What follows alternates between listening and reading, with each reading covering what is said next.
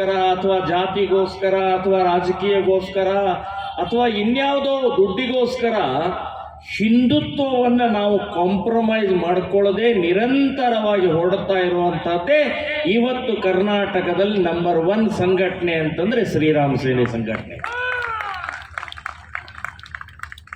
एकच संघटना आहे कर्नाटकमध्ये, एकच संघटना आहे रे, हिंदुत्वामध्ये कॉम्प्रोमाइज नाही आहे.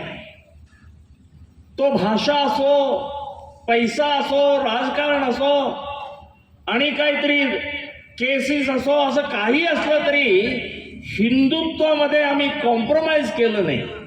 आम्हाला कितीही अपमान करा, कितीही त्रास द्या, किती पाहिजे तेवढा केस घाला, पण हिंदुत्वामध्ये आम्ही कॉम्प्रोमाइज नाही करणार. आम्ही नाही वागणार, हिंदुत्वासाठी नाही वागणार.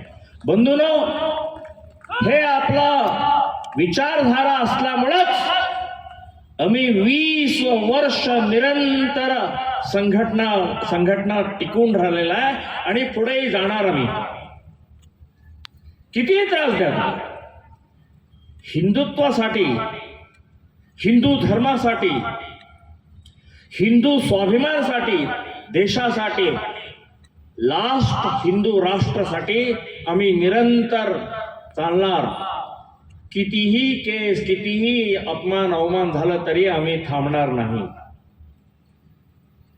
परवाच सावरकरांचा पुण्यतिथी झालं.